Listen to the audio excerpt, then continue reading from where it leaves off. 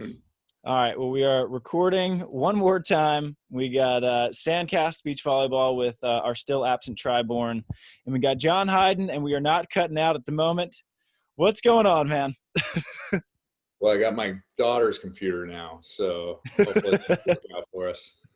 We've gone through a lot of different things here. We've had your son came in, emptied some shoes. We tried one computer, tried one room, tried another computer. Now we're back relocated. We're going to make this happen. We've been trying to make it happen for a couple of years. It has been a couple of years. Yeah.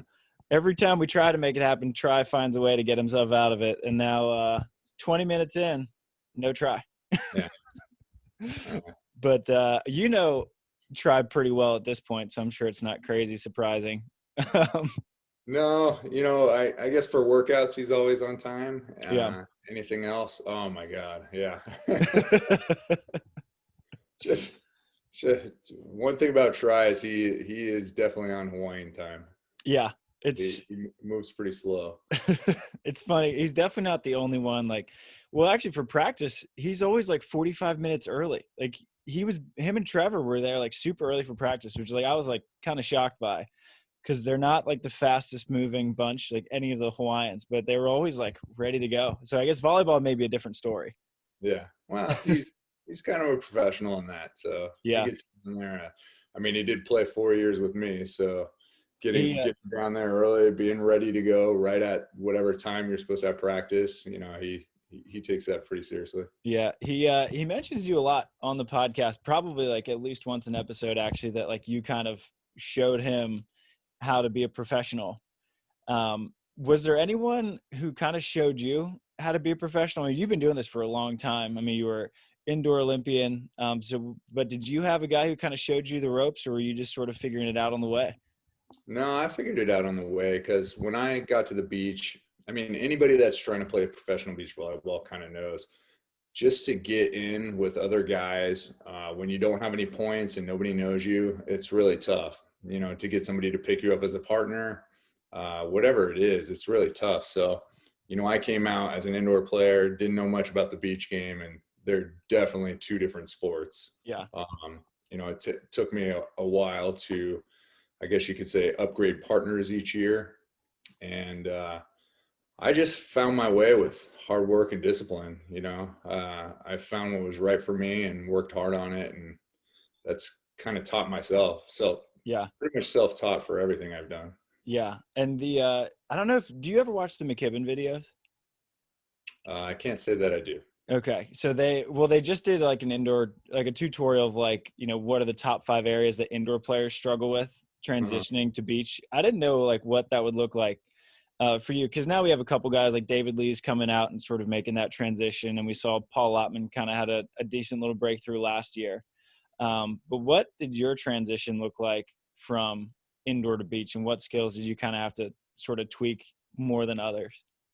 I think the first thing was I was a huge broad jumper indoors. Not only from the back row, but even when I played outside hitter, I would broad jump kind of laterally along the net and then pick off the ball as it came by on a shoot set or a go or whatever you want to call it. So it was really hard for me to transition out of that, getting my feet under the ball and going straight up, where you have a little more vertical. So that was really difficult. Another thing is, I came out, I was an outside hitter, so I figured, I should be playing on the left. And I found out really quickly, because I had already had one shoulder surgery, because I was always wrist away on the indoor team, a lot of wrist away. And when I got out to the beach, I could get by, no problem, but it was all wrist away. So I figured I should switch to the right and learn the right after my first year, if I want to have a long career at this game. Otherwise, I'm just going to ruin my shoulder. So that's kind of how I got on the right. Okay. And you still like those shoot sets, though. Did you ever kind of toy with a higher ball, or was it always I know what I like, and sticking with that? I mean, I have a few different sets, and I switch up my approach all the time. And I think most people don't even notice that, depending on who we're playing or how I'm seeing the defense, what it is. I'll take a lower like normal set, or sometimes I'll just have a high normal set where I stroll in. If you ever watch Todd Rogers play, he kind of had that same one. Yeah. But when I take that lower one, I come in much harder and I keep the ball out in front of me. And I love to run away from the block. I don't jump very well. Most people know I don't jump that high, and I got short arms. Not your textbook volleyball player. So I got to find other ways to beat the block. And that was the same way indoor. I didn't have the long arms. I jumped all right, but I had to run quick sets, and that's what got me playing at that level. Yeah. And you kind of mentioned that it's tough for any new guy to get a partner with enough points or to kind of break through. Did you have maybe a year or a tournament or a partner where you found and like that was sort of like your breakthrough? Because I know for a lot of guys, like they'll make 2 main draws one year, switch it up, make 3 the next year, switch it up, and then make like, maybe 6 of 8 the next year, and then they're good. I don't know, like what was there a moment where you kind of turned that corner? Yeah, that kind of went with when I got with Brad Keenan, that's where I became player coach. Okay. I think that was 2007, 2008, those 2 years. And I became kind of this player coach, bringing him along. He was really young. And I changed up our game a little differently, where we ran a lot more on twos and stuff, where nobody was doing that back then. So right then, Brad and I didn't win, but I think we made a few finals, and we made a bunch of Final Fours. Okay. And then from there, Sean Scott and I hooked up in 2009, and we came out, and the first tournament of the year was a single elimination because of the weather. Oh, tough. Oh, there it goes. Try Bourne. He's in the house. He's sideways. Dude, daddy duties got me. See, I told you it was daddy duties. Dude, Hyden, you're lucky I didn't have to deal with that. You didn't have to deal with dad try when you were playing with me. My brain's all over the place. Yeah, you got that baby brain, huh? Oh my god. Yeah. Anyway, don't let me distract. I'm sure we're getting into something good. We were just kind of talking how, Hyden, when he turned the corner sort of on the beach, making that transition from indoor to beach. And how was it for you being player coach for the first time though? Cause that's a different role, and obviously one that, you're very suited to now with all your experience, but for the first time, how did you kind of make that adjustment, picking up a younger guy and Brad Keenan? I'm sure that was probably pretty fun to teach big Brad too. Yeah. I had asked Johnny Mayer was his partner all the time. And unfortunately for Johnny, over the years, I've kind of taken some of his partners away from him. But he's so low key, he's a great player. Brad, I asked John about Brad and his kind of mentality and stuff like that, because he was kind of, John's always been quiet. Brad, had this, how do you say it? He was kind of known for not being as consistent out there, especially, late in matches. And when Brad came with me, he kind of changed his attitude about stuff like that. He worked really hard, came up, saw Mikkel a few times, got in the best shape of his life. And kind of like you try, he really just wanted to learn. And he was very receptive to everything I had to say. And once we started winning and beating teams consistently at the top, he kind of bought into that and just ran with it. But for me, I had ideas. I had my game plan on how I like to play. And luckily, my partners have always been able to adapt to that game plan. You kind of missed it. I was saying how I never had the highest jump and I have short arms. So I have to game plan around that, running faster sets and moving all around. Yeah. And people like Brad was very receptive to it. Sean Scott, super athletic, could do whatever we needed. Try came along. You were pretty raw, but I saw Sean Scott athleticism. So I was like, oh, well, Try can do what Sean can do. And we just went with it there too. Yeah. Which partnership or which year did you feel like it clicked for you to where you're like, okay, I know what my game is on the beach, and now I just need to find the partner to like really be able to execute my strengths and whatnot? Because I know before you've had a long period of learning where you were kind of picking other people's brains. Mm-hmm. Yeah. It kind of going off of Travis's question about that. It's kind of when I became player coach with Brad. I had these ideas on how to run things, and we just implement them. So, practice after practice, we started getting it done, just like all the drills we would do. I started all that with Brad. I didn't start it before then. Again, I was learning the game, trying to get better and better, but that's pretty much when I turned the corner, was when I took over and decided, all right, let's try all this. And then you went through it, it worked. Yeah, totally. Well, for me, it was like, it couldn't have been in a more ideal situation because, I mean, obviously I was trying to learn the beach, but I also felt like my skill set indoor was kind of just not thinking and going and just having someone kind of tell me exactly what needs to be done. And I was really good at just executing. So to come in with a player coach where my partner knows exactly what he wants done, it's not like, well, let's try this, let's try that. It's like, no, do this. And I'm like, perfect. I just want someone to tell me what to do exactly. Which now I'm in that transition. And that's great. That's a great thing.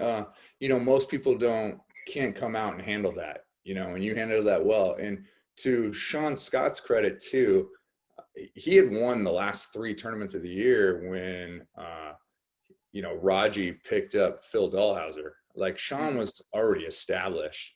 And even and then he played with Nick. And then when Sean and I got together, Sean was just a workhorse. And he actually, I don't know if he stepped back because we always talked about things, but he bought into whatever we were doing. And he just wanted to do it too, to be the best he could. And a lot of pro athletes can't do that, take that step back. So with you being so receptive, that's what made us so good.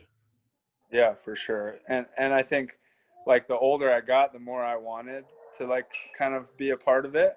And we kind of felt that. I mean, I don't think there was ever a point where it became difficult.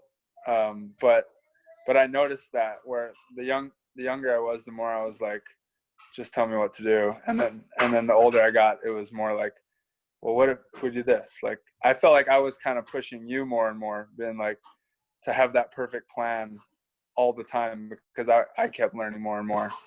But definitely, like, I had to know when it was like, it doesn't matter what we do, we just have to be on the exact same page. And I'm not going to be the one game planning, so I need to know my role here and figure it out. It's kind of like Dwayne Wade had to like legit have a conversation with LeBron, like, listen, one of us has to lead and one of us has to listen and execute. And D Wade kind of like took it upon himself to step back, right? My LeBron here, or it's a rare comparison where you get to see LeBron James.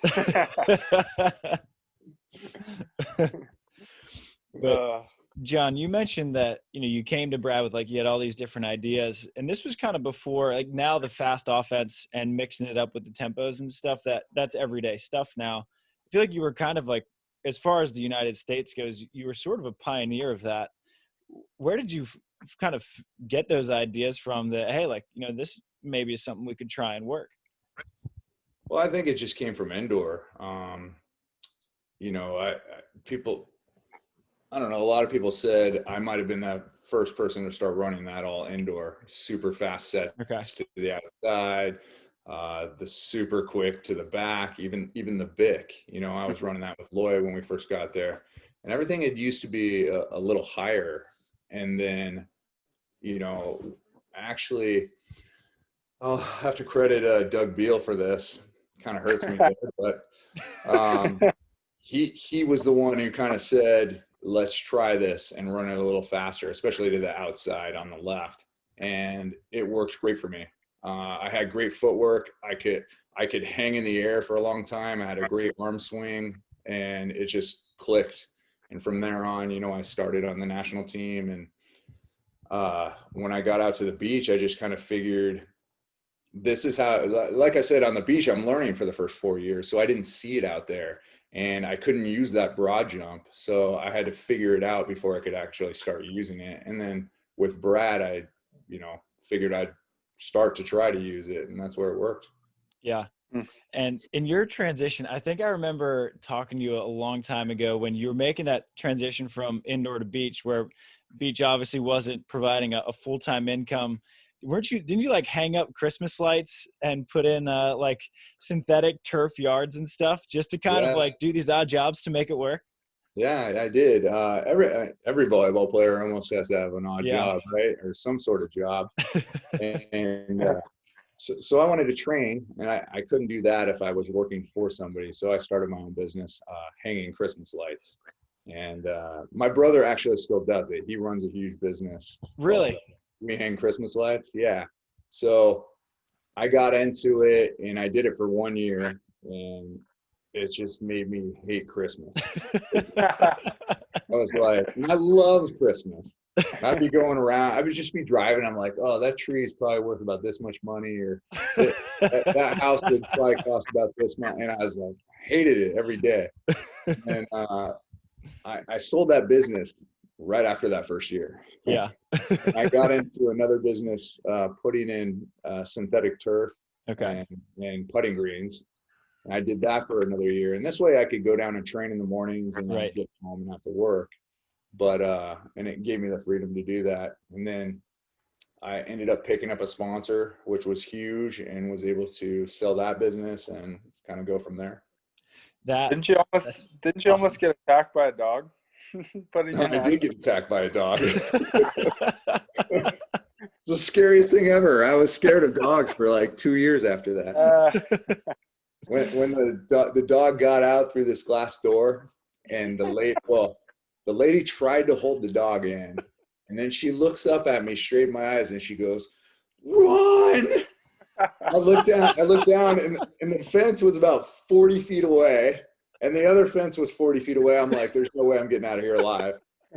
And this dog just jumps at me and grabs onto my arm, right? And I spin around, and it flies off. So I jump inside the house and I shut the door, and I'm just like puncture wounds in my arm. And then I start laughing. I'm like laughing because she's all, "Run!" Just like a picture in your face. But yeah, it's a dangerous job. You gotta be careful putting in the lawn, man. Dang. Dude, the odd jobs that volleyball players have to work. They always make for good stories. Thank God for Jamba Juice, right? Oh, yep. That's exactly what got me on the road.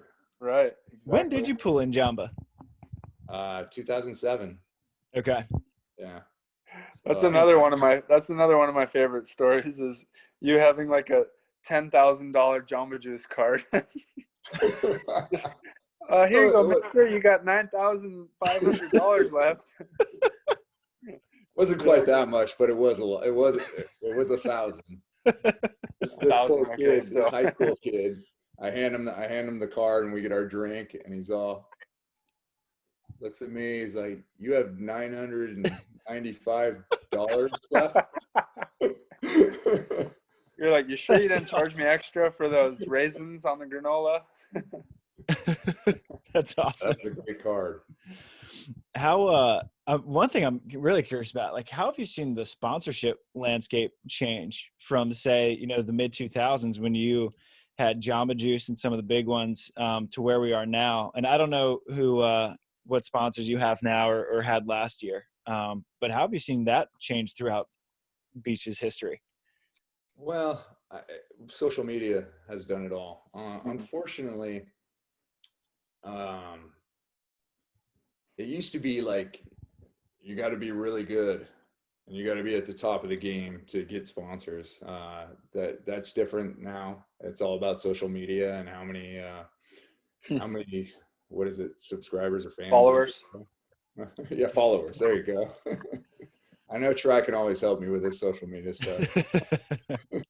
How many followers you have, and even with that, I think the issue now is guys are willing to go, oh yeah, sponsor me and just get free products. Like the market is so far down because everybody just gets free stuff or $100 here or whatnot.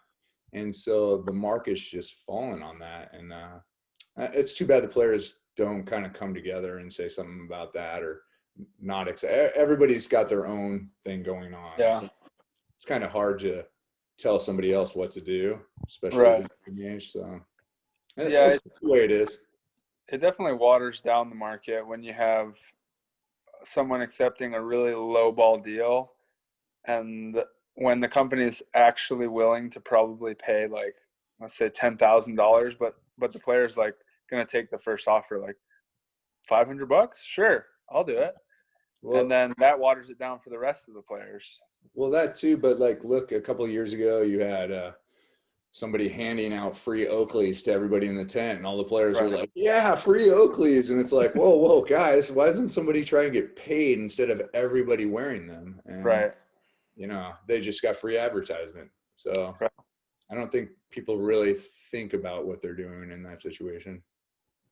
For sure. Yeah. When so I mean I'm assuming that when you got kind of a couple big sponsors, like Jamba being one of them, that's probably when you turned the financial corner of not needing to run into dog attacks and hanging Christmas lights. That's exactly when I sold off and stopped working. Yeah. And Yeah. I'm sure that I mean, you and Sean Scott obviously were like one of the best US partnerships of all time. And on paper, you know, it makes sense, but a lot of partnerships on paper make sense that don't end up working out. What do you think it was about you and Sean that made you guys so freaking good? Because you had one of the greatest runs, I mean, in the US for a couple years of anyone. I think Sean and I were just both workhorses. You know, we're blue collar, just go get it done in the gym, show up for practice every day and get it done there, and just no nonsense, you know. I didn't have to ever worry about him working out or doing what it takes to get it done, and he certainly didn't have to worry about me. So, you know, along with our skills of the game and just knowing each other so well, that's it right there. I mean, we really did put in our time at those practices, though. Yeah. You know, Try and I ran the same drills. Well, with Sean, we ran it to death. Like with Try, there's so much to learn when I first started with Try. And he knows that. He was very raw, but he had the skills. And with Sean, we both had the skills. We just had to run things to death, whether it was like bad pass setting, getting the ball up to the net. He always knew where I was going to be. Even if I couldn't get it out of breath to say push, he saw me outside and we'd run that push, you know, stuff like that. So we just ran our drills to death. Yeah. I noticed that, I mean, like now that I'm playing in a different partnership, different coaching and all that, it's like I've never seen anything before or after that's been so precise. Like where you're not even giving me calls, you're telling me to go set you based off the volume of your voice. Mm-hmm. And like we're doing out of system stuff where we're still in tempo, and I kind of came out in my new partnership kind of feeling like I'm going to do all this stuff, and I was like, whoa, I got to step back here. And like that was like a unique thing. I have to like figure out what works for this partnership, and then now I have another coach and work and all that stuff. But yeah, you guys, I mean, the way you run stuff is so precise, but I love it because it's like my decision making is quick. Like I don't have to think twice. Like we've already done this. I know exactly what to do. I know exactly what tempo you're going to go. So it was very like easy to commit to stuff. And I mean, you could see that with you and Sean. It was like a well-oiled machine. You guys both knew exactly what was happening, like perfect rhythm all the time. But yeah, I didn't realize that was like a rare thing until I left. Didn't know what I had. Now I have Trevor. I knew it too. I felt it too, though, because with you and Sean both, we get to that point where we know each other so well. And then, you know, some of my other partners just didn't have either the athleticism or the skills to be able to do what you and I did or what you and Sean and I did. So it definitely upped my game playing with you and Sean, and then it's kind of detrimental to my game when I can't run stuff that I need to run. Right.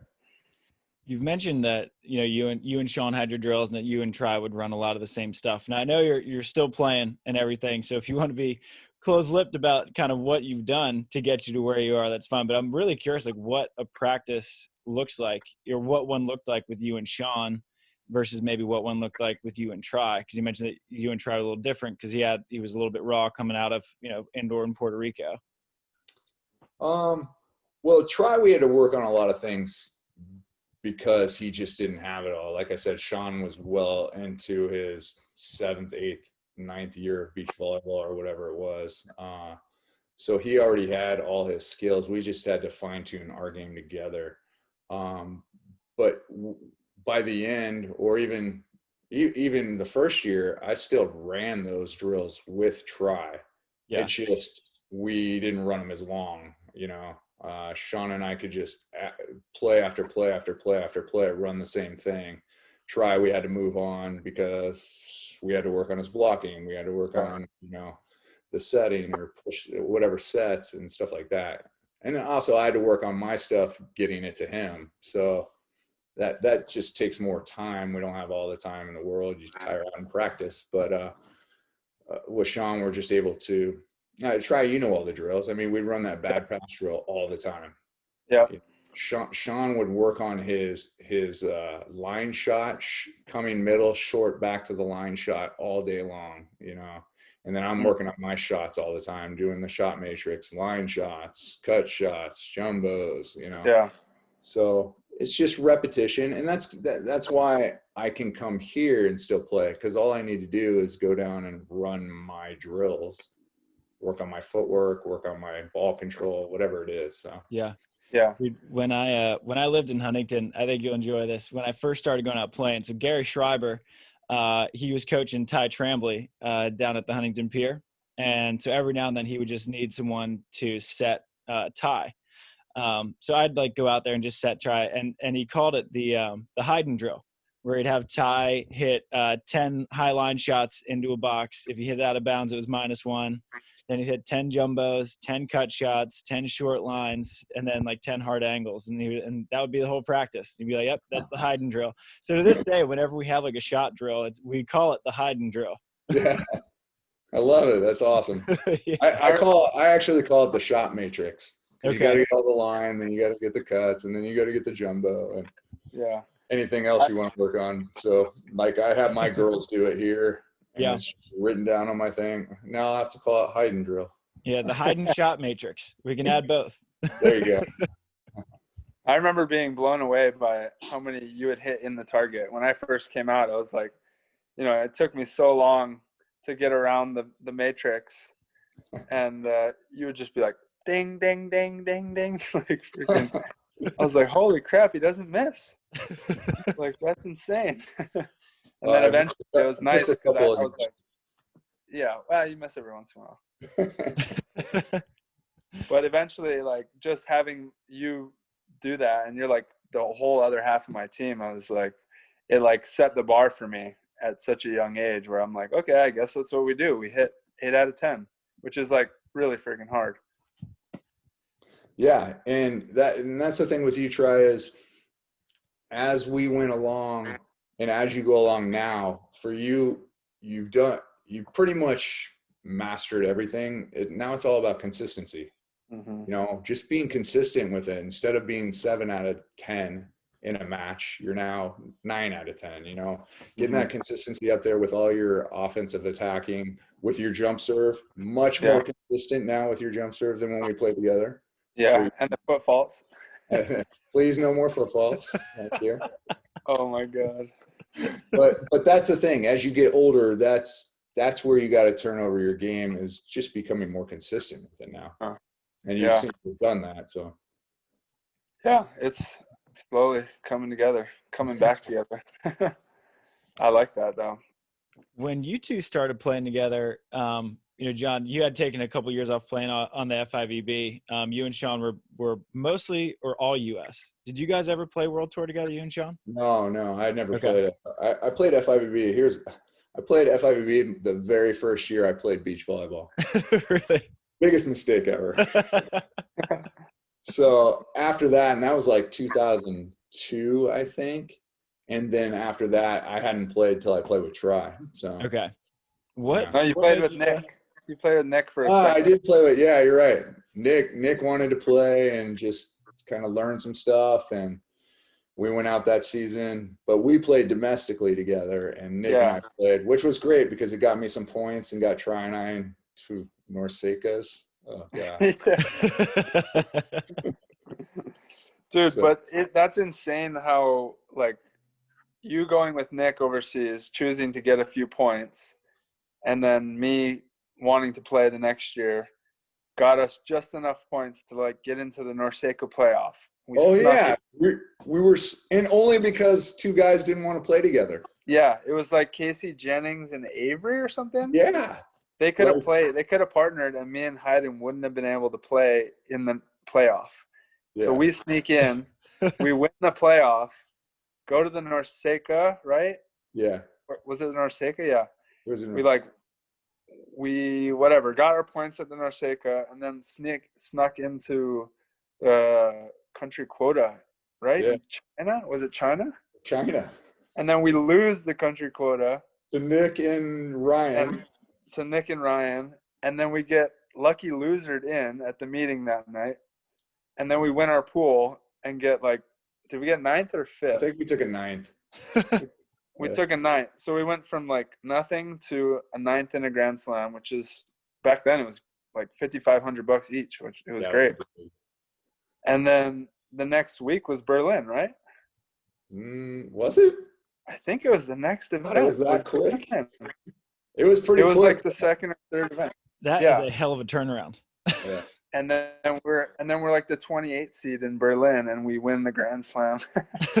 and then we're in. We're like, this is so great. Yeah, amazing. Why did you do this sooner? That's where we're sitting in the hotel room, and Try's like, so what do you do with your money when you my money now? Exactly. Yeah. I've never had this before. Yeah. So it wasn't just lessons on the court. There was a lot of stuff over the years I had to ask him about, like finances, buying cars, and like all that stuff. How much, the funniest one ever, but we won't get deep into it, was when you called me and you said, hey, how much did you pay in taxes last year? Oh my God. That's still a life lesson that I'm going to use forever. Oh yeah. I paid all the taxes. I didn't know anything about, like, putting it places so that I didn't have to pay as much. I'm like, Hyden tells me how much he makes. I'm like, I paid like 2 or 3 times that. And we made the exact same amount. Like, what's going on here? It's like, you paid about eight times that. Yeah. That's what you told. Yeah. No, I paid a ton that year. But now you're good. You know what we all make money mistakes. So now you learned. Early. At least it was early. Oh man. How much did traveling with Try prepare you for having your own son? Well, he already had a daughter. Jackson was born right before we partnered up, I think. Yeah, 2013. Yeah. So But I mean, what made you want to start going out on the world tour? Was it the allure of the Olympics? Because I know you mentioned that you and Nick went out, which is hilarious, by the way. And I don't think enough people know that you and Nick played together. Were you going for the Olympics, or was it just, all right, well, I've pretty much dominated on the US. Like, let's see what we can do on the next level of competition. No, Try kind of lucked out because 2012, once that ended, we didn't know where the AVP was. There going to be a tour? What was going on? Sean had a job offer with USA Volleyball, and he had a family, and I wasn't done playing. So I was like, well, I can't make any money playing just AVP. The only way I can still play and make money and support my family was to start trying FIVB. So it was kind of by default, I had to go start playing. Okay. Yes.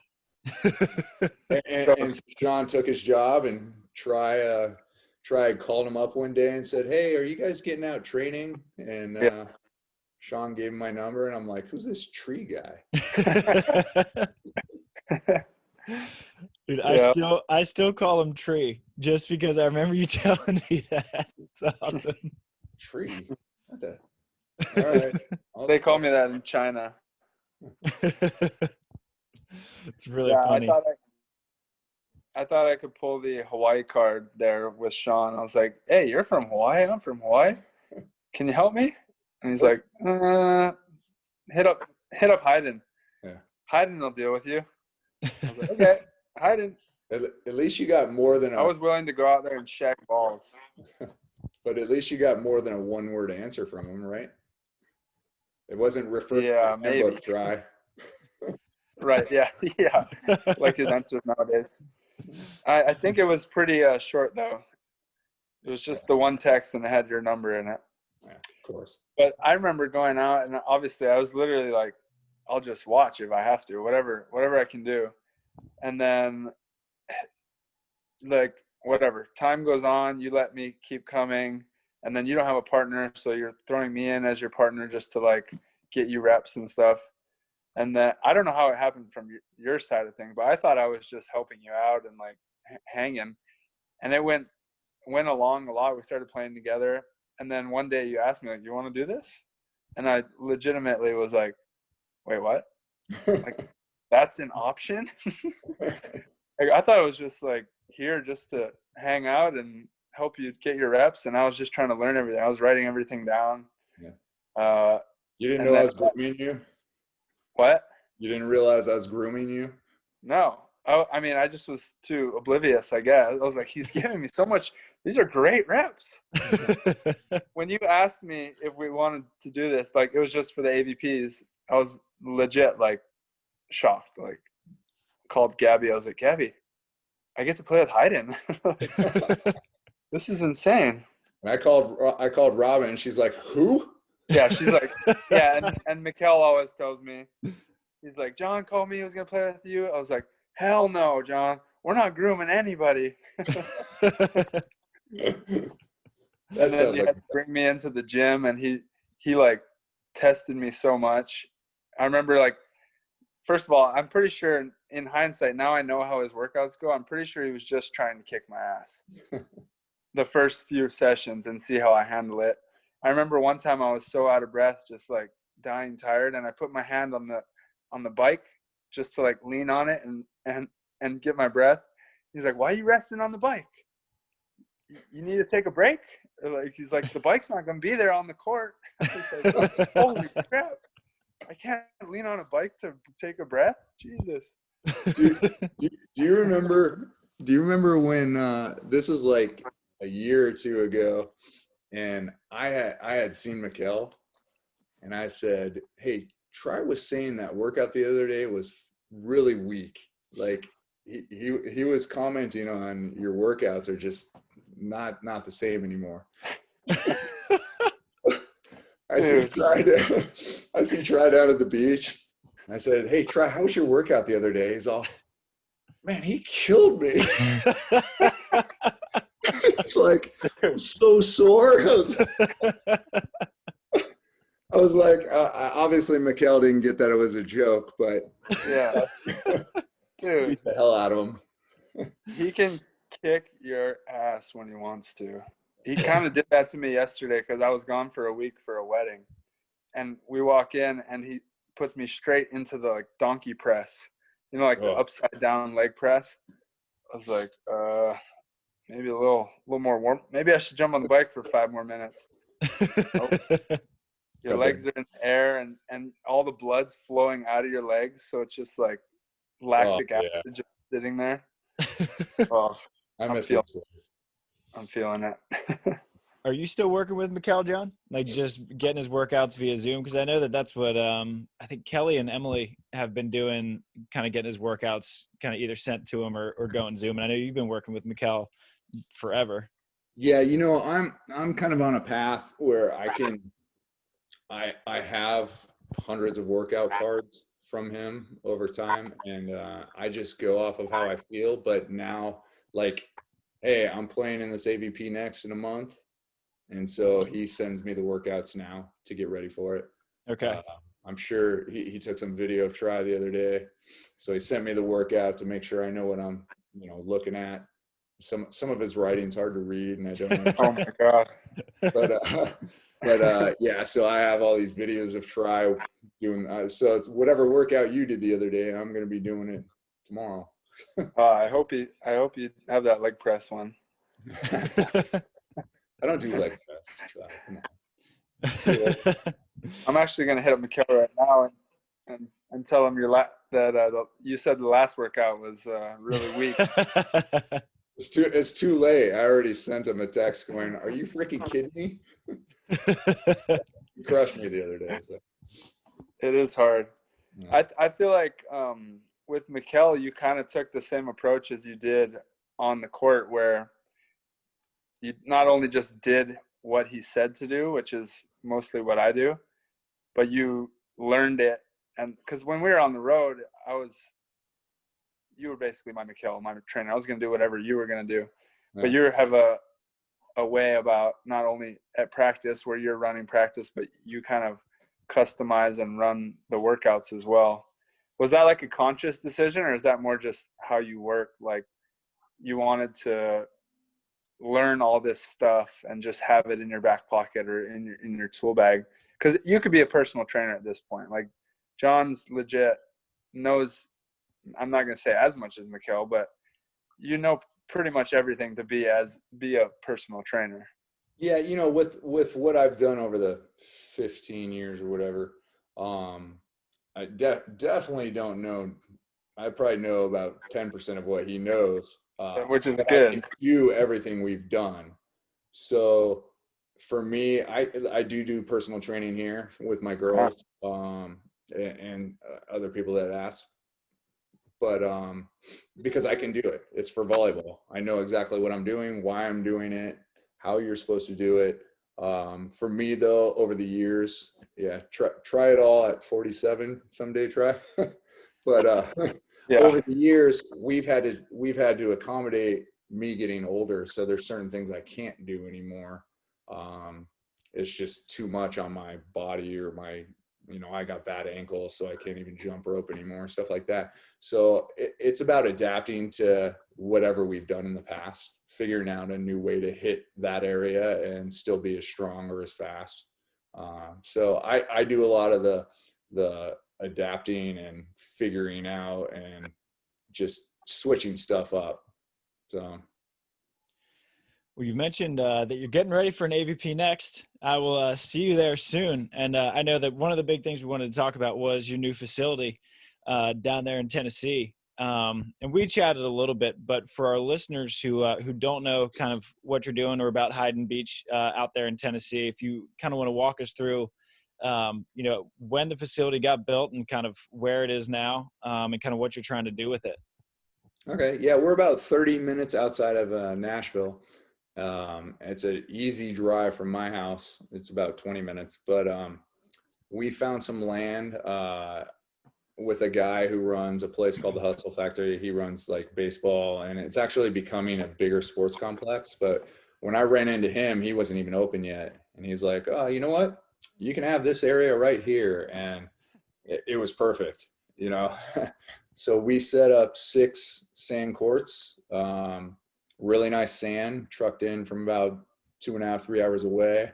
And we got that going. And then hopefully by this winter, we're going to have 2 indoor sand courts so we can train all year. The main part of it was to run a juniors program. When people found out I was moving out here, a lot of the parents contacted me and were like, there's no really junior elite coaching out here. So it was a good thing for me. It's not like California where it's every other court you have AVP pros. So we got 6 courts put in. June 1st was our start date. So I've been coaching out here out of one of the parents' backyards for the last 2 years, and it's been growing, but obviously you can't accommodate too many people with that. So once our courts got built, we started June 1st and been training down there ever since. So I run a juniors academy, pretty much high school girls. Really haven't started a program for boys yet. It's just not big out here, like California or Texas. So that may take some time to get going, but we're also running adult leagues where we're going to have 4s and 6s. We just got our lights put in. The guy was down there hooking up electricity today, so we're going to be able to play at night. Yeah, it's pretty awesome. Everything's coming along. We have a lot to do. We still got to put in concession stands and bathrooms and showers. We want to put in permanent shade. We want to put in a deck around court 1. So it'll be like our main court where everybody can. Oh, nice. Yeah, sit on the deck, have some drinks, watch the finals or whatever games, and be under some shade and whatnot. But we want to set it up really nice. It's going to take some time. You know, we're unfortunately this all takes a lot of money. So, you know, I wanted to put shade in really soon, and then something else came up where I got to come up with some money for, you know, another building. So we're always looking for donations. So try if you want to give back. Yeah. I'll pay for some coaching. I'll pay for some coaching for sure. Yeah, so we're doing that. I do privates also. And then I got a great group around me. There's a woman, her name's Courtney, and she's basically number 1. I'm number 2. But she runs everything. You know, she had some friends. We networked to get this all set up. We have a killer website. Just a lot of people have wanted to help us. They're been so great out here putting things together. And I got a great staff, 4 or 5 different women coaching for me, always wanting to learn, wanting to get out and run practices with me, stuff like that. And they're also running their own practices in private. So we're coming along pretty well right now.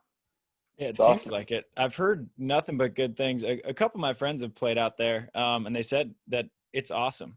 It's cool to see how big beach volleyball is getting in non-coastal spots, because I'm sure that, like you said, there wasn't any junior elite coaching, but I'm sure it's kind of like a field of dreams type thing where if you build it, you know, they'll come. I'm sure that you probably have a decent amount of players out there.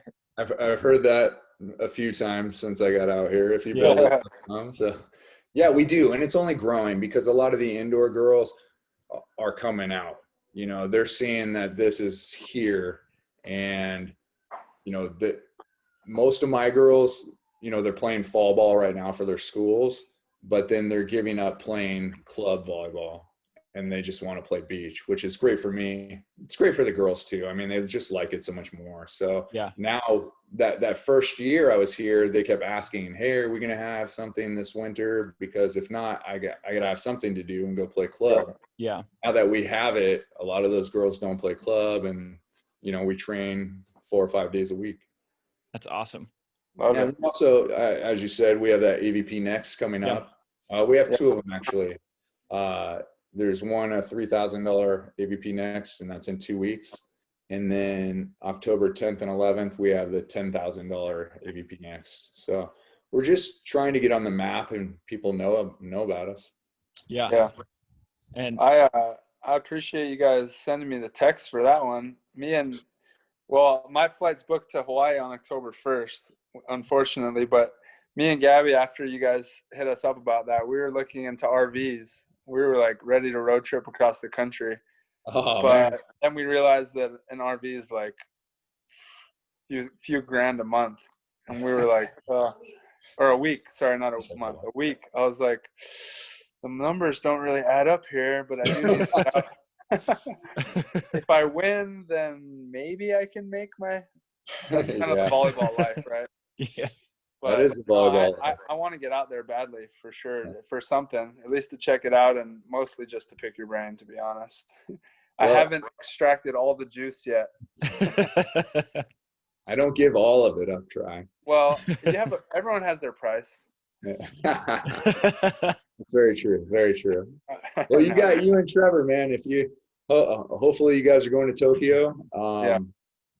Tokyo is a lot like here with that humidity. You can get some good That's training in here. Well, Sean's keeps looking for a spot to have us all do an Olympic prep camp kind of thing. Like they were talking about taking us to Florida or somewhere humid. So maybe we go to Tennessee. Yeah, baby. Robin can take us out on the town. Love it. Yeah, I'm not happy with that one. He does that too much now. Anybody that comes, we have so many people visiting us, and then Robin, when she's that girl, she goes out at night and she becomes that girl. So But she's the ultimate host for sure. She is the ultimate host. Travis, you'll find out when you get here. She's a great host. Yeah. I know. Obviously, you're getting set up coaching juniors, but as Tri mentioned, he's trying to get all that juice out. Have you ever thought about coaching pros? Because obviously, I mean, you have a vault of knowledge. And when we had Adrian Carambula on maybe 2 or 3 weeks ago, and he said that you were the guy that like he loves watching film of, and he's like, I learned more from watching Hyden than I think from anybody else. So obviously, you would be in demand. I didn't know if that was anything you consideed. Here's what I think about Adrian. Oh, the physio. Adrian and I go way back. Adrian and I go way back, fighting him and whoever against me and Sean. And man, we had some battles with that kid. Dude, he was funny because he was like, when I was younger, I used to always talk trash. And he was like, as I got older, I realized what a stupid idea that was. There are some people you do not want to talk trash to. Right. Yeah, I'm sure he found that out. But he's playing really well. He's got his style, and man, he's really good at what he does. That damn skyball. Yeah. But, have you guys been watching King of the Court? I've seen some clips. I haven't been watching much, but I saw the stadium. It looks pretty sweet. Dude, it's really cool. Yeah. I wonder. None of the men's U.S. teams went, right?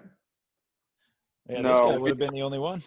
Yeah, Trev and I were going until very last second because they couldn't confirm our trip until legit the Friday before we leave on Monday. But I had a wedding for one of my best friends, so I was already leaving on my trip by Friday. So I had to know whether we could go or not. And so the money wasn't great, so we pulled out last second, but it wasn't really worth either getting injured or getting COVID for. That's a wise move, I think. I know, but I really wanted to play. Like watching it now that in that stadium, and we have nothing else to do. It would have been fun for sure. But I'm getting wiser, John. I'm getting wiser. Yeah, AVP next, exactly. Coming up, man. I was trying to make it happen. I just need a mobile home. Next time we get more prize money for you. Yeah. If anyone out there wants to lend their RV to us. Out here? I got free hotel room for you, Try. No, anyone on the podcast, any of our listeners. Okay. Yeah. Well, I'm staying at your house. I got to see this house. Robin said free hotel room or stay at our house. Yeah. Our house is probably better. We got the spa. Exactly. I've been hearing about this spa. So nice. Do you have kind of a grand vision for the complex? I don't know if you want to be a place that like hosts AVPs or host like bigger events, maybe a big college tournament. I don't know if you're close to any colleges that you could be kind of a home court if none of them have courts on campus. Yeah, you know what? There's nothing too close by. Vanderbilt doesn't have a team, I don't think, and there's a couple colleges that have a couple courts, but they don't have teams. Okay. We are set up though. We did the dimensions of the court, made them all regulations so that we can host college events and we can host showcases, stuff like that. So I definitely did that. Talked to a lot of the college coaches before we set up, and they were like, most of them said 6 courts is awesome. That gets all their teams playing at one time instead of teams sitting. So, we did it so we could run anything and host anything. So nothing's off the table. Yeah, that's awesome. It'll give because I can't. Has the AVP ever been to Tennessee? No, not except for the AVP Americas and next. That's it. Okay, Right. that's awesome. You're building Maybe. something. It'll be cool to play there. I'm excited. Yeah, it'll be cool. Yeah, I trained this morning. Used my spa about 6:15 in the morning. So that's what I have to do to get my body going these days. We practiced at 7:30, and a couple of the guys were talking about it, the AVP coming up and how many players are going to come out from all over the place. So, yeah, we're excited. That's awesome. And you got Bill Kalinsky coming in for it, right? Yep, Bill's coming out. We're going to play. Kelly's coming out. I'm not sure who she's playing with yet. Okay. Hopefully we can get a couple more AVP players signed up. Yeah. And like I said, I got you a room. So yeah, might be able to get a couple other guys rooms. Yeah. I'm excited. I know Delaney and Katie are excited. They'll be heading down because we were kind of in between going to Adams, and then you were like, all right, well, this is the prize money. I was like, all right, Adam, I got to go to Hyden's. I got to check his place out. I like that. Yeah. But with you playing with Bill, for the longest time, you had been so steady with partners. How has it been these last couple of years? I mean, obviously you and Tri, like it wasn't a voluntary split on anybody's account there. But you've had to kind of pop around a little bit. How has that been for you these past couple of years, kind of working with different guys? Because like you mentioned, you require kind of a certain amount of athleticism and touch to run your kind of system. I'm sure it's been pretty interesting for you. Yeah, like I said, it has been detrimental to my game. I've had to work on some other things that I go about my offense, which I normally wouldn't do. So I had to take some of those fast sets out of the game, moving around. But playing with somebody else, it's a lot of work, especially as I get older. I mean, with Tri, I was like, I'm only 40. I could take this on, no problem. But then now taking on a guy that's new is, I just don't. I don't want to do it, man. A lot of work, and honestly, I don't have that much time left anyway. So, it's quite a process. The last couple of years, I've had some good players. I just think for me, being old school like I am, Tri was kind of a diamond in the rough, man. He came out and just worked his butt off, and I really don't see that out of everybody these days. And that's one of the reasons he's going to be at the top of this game with the U.S. for the next whatever years he wants to be. It's because he knows the work it takes, and he puts in that work, and you just don't find those guys these days. Yeah, I feel like I mean, we've talked about it a million times, but I fell into like the perfect situation, not just with you. Well, it had a lot to do with you because you were that old school kind of work hard. I think I learned that from my parents. But you brought me into the gym with Mikkel, which is like my first weight room I ever saw was my dad's weight room in our garage growing up. And I was just like throwing things around and curling things because I just wanted to, so it felt very at home for me. And then to have now the partnering with you is still paying dividends every day because I get to work out with Mikkel. Yeah, where's my check? Well, I'm working on that one. The investment. Yeah. Well, I said I'm getting dividends. I'm still trying to figure out how it's paying off for you. But yeah, man, I mean, this is a perfect situation, and I do agree. Like, you have to. There's certain people that like the grind, like doing everything when no one's watching, and like really get something out of that. And I feel like there's not that many people in our sport that do that. And for me to partner with you in the beginning, and you're like the guy in terms of having that work ethic, it just like set the bar so high for me. And it was long road, man. I know. Well, I think everyone in the sport thought 40 was old before you were around, and now it's like, who knows? I think 50 is the new 40. You know what's funny about that is the other day we were clearing out our garage, and Robin found all these old AV or Volleyball Monthly magazines and stuff. And there's one in there, and there's an article about me, and I'm 35, and I won something, and they're like, how long do you think you can go for? You know, you're older now, and 35. And Yeah. I was like, I don't know, you know, I feel like I can play another 5 years. And so that was at 35, and geez. So you're right, man. People are just getting older and older, but you never know until you keep going. I mean, but like fully, I don't think any of these guys behind you, like the Casey, Jake, Phil, Nick, all these guys, I don't think any of them even thought they'd be playing at the age they're at now. But because you're doing what you're doing, first of all, I hate it. I mean, it set me up nicely, but all these damn old guys won't go away now. One more year, man. Now. One more year, and then you'll clean house. Yeah, we'll see. Yeah, but that's the thing. I don't want you guys to retire and be like, I just retired because I wanted to. Like, it's supposed to be the young guys beating up on you guys, and then you guys retiring. Not like you guys just being like, we'll retire whenever we want. Yeah. Well, you did beat up on me the last couple of times, so. Well, you having a bunch of partner switches and I know how difficult it is to learn all this stuff. Yeah. So I'm like, I don't know if these guys can pick it up that quickly. So yeah, it's been crazy. Dude, and you're still doing it. I mean, you making the final in Hawaii out of the qualifier was awesome. And it was freaking fun to see that you're still chopping it up. You were playing lights out that tournament. I couldn't tell because I had the excuse of my hand was hurt when you beat us. But I was like, but I made a few good shots and he still got them. I'm like, I feel like he's playing. It was more like him playing good than me sucking. And then you went and played in that all the way to the finals. I was like, damn, this guy is still balling hard. Yeah, we played some good ball that tournament. Yeah.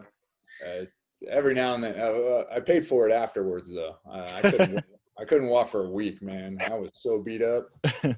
Did you at least get some Mai Tais after? No way, man. You know? I'm all beer. Yeah. I'm all Guinness. Drink. I was waiting to see like, no. Like, I don't drink alcohol. That's why I've lasted so long. Nope. No, he's very calculated. He'll have like a certain amount of beer, and he'll have his 2 peanut butter cups, depending on what night of the tournament it is. I was like, and I'm like sitting there as his partner, young. I'm like, okay, so like, should I get peanut butter cups? Like, I'll just eat one too. Yeah. What are we eating tonight? That's the secret. One? Okay, damn, that's not much. I really think I should have more. Maybe like I started that with Sean. I started that with Sean Scott because, you know, I did it one time and we won, and so I had to keep doing it, and then it just became a thing. So got it. And you got me questioning all kinds of things throughout my career after playing with you. The way I eat, I feel so guilty if I haven't. How about when I first went into the gym and Mikkel started getting on me about my diet? Angie and I are sitting there laughing, just trying not to completely bust up. I'm still confused because I thought I was eating healthy. Like, I didn't know. He told me to take a picture of everything I put in my body. So I'm taking a picture, whatever. I mean, I thought I was eating healthy. Like, I thought granola was healthy or like stuff like that, you know? And then one day I'm showing Angie, because we're carpooling up to Mikkel's, and I show her a Heineken in there. And she's like, you don't want to put that in there. Like, oh, really? But I had a Heineken. He said anything that goes in my body. Like, oh, I'm not supposed to have that. Okay. It's just one. So I deleted that. Luckily, I didn't send that to him. But then I took a picture of my homemade salad, and it had like carrots and tomatoes and all this stuff in it. And it was what was it? It was a handful of carrots. I had like a plastic bag full of carrots, and I was snacking on them before the workout or something like that. And Mikkel's like, what the hell is that? That's your snack? And they're like laughing at me. I'm like, I'm eating a vegetable or a fruit, whatever this thing is. I didn't want to eat this. I was eating it because I was sending pictures to you. You Like, might how as do I well eat have an healthy? apple pie in your hand. Yeah, I was like, I don't know how to eat healthy. Like, I got it all wrong. You did send a lot of rice pictures. Oh yeah, white rice, everything. That turned to brown rice real quick. Try's gotten me into rice. I eat rice all the time now because of you. Oh, Yeah. really? I thought bacon, eggs, and rice was like the all-American breakfast. Yeah, I've learned a lot. Still learning. Exactly, that's the key. Well, dude, John, I appreciate you. We appreciate you taking so much time. We've been chatting for like an hour and a half now. So Oh yeah, sorry about that. Taking all the time, man. Well, for It's our like listeners, for Try to come to the elevator. I finally figured it out. Like, we're on the road, and I'd always hold the elevator. I'm okay, we're leaving the room at this time to head down. I'd leave the room, and he'd be like, I'll be right there. And I'm like holding the elevator, and then probably the second or third tournament in, I was like, I'm just gone. I'll see you down there. I'll just leave. Dude, he's that calculated. Like, he says he's leaving at 4:00. The doors open and closing at 4:00. I'm like, oh wait, hold on, my hat, my shoes, my this. I'm like running. I'm like, he closed the elevator. Damn it. And then with you and Evie traveling with me in the same room, that was even another experience. We won't get into that. Evie saved me because he's kind of like gets a little airhead like me, so he made me look good sometimes. It was me and Evie like trying to like catch up all the time and not forget things. Oh man, yeah. Hey, but I've been looking forward to this podcast forever. That's why. First of all, Hyden texted me when I was late, and he just texted me, WTF. I was like, what did I do wrong? Like, what are you talking about? And then a second later, I'm like, oh shit. The podcast I've been trying to get Hyden to do for 2 years. I'm 30 minutes late for it. Yeah, that's my bad. I've been looking forward to this one too. Hey, but you made it. Now you got a baby, so. Yeah, exactly. I was tending to the baby, trying to figure out like some kind of YouTube show that would make her be entertained. It didn't work. I ended up watching fruit dance on the screen for like 15 minutes. That's better than some of the stuff I've been watching lately with my son. So, yeah, this kid's watching plane crashes all day long now on YouTube, and then I don't know who says this. He says, "Dad, when do we get to go on a plane again?" This is all he watches is plane crashes, and he asked me when we get to go. I'm like, what? Not like I ever want to go on a plane again. I remember him at all our practices. Every time a helicopter came by, he'd be like, just so amazed by it. Like, look, a helicopter. Whatever he called it. It's the same thing. We'll send you a copy of our book. We can put that in his hands instead of plane crashes. We'll see if he reads it. But where can our listeners kind of find out more about Hyden Beach or kind of follow along any updates that you guys will have? We're on Instagram at Hyden Beach. Okay. And we also have a Facebook page for most of all the tournaments and stuff. And then our website, hydenbeach.com. Okay. Awesome. Pretty Super easy. simple. Super simple. Nice. Yeah. I needed it simple for me. Yeah. Like, I'm surprised you remember that. It's on that Instagram thingamajigger, the magic box. It's actually all written down right here next to me. Oh, that's why. In case I forget. Got it. Yeah. Well, I'm excited to come down and check it out and play there. So I'll see you in what, like one day less than a month. I'll be out there October 9th. I think I'm coming out. Oh, okay, cool. Yeah. If, like I said, you come out a day earlier, we can get that room. So awesome. Either way. Awesome. Appreciate it. Appreciate all the time. Glad we could finally get you on too. Yeah, it was fun. Yeah, exactly. It worked out with Try not bailing on us. Yeah. Sorry about that. I'll make it up to you. I got to make my way out to Hyden Beach. I think I owe you in like a million ways. Let's be honest. it goes without saying. Definitely shaped my career and continuing to do it. So I just figure I got to just squeeze all the juice out of you if possible. Oh, thanks, I Brad. think I'm the smart one for doing that. Even if you really have no reason to actually do it, I think everyone's dumb for not trying. Sometimes I feel sorry for people, so I take them on. And I'll take advantage of that all day. Oh, thanks, brother. No, man. Yeah, I appreciate everything for sure.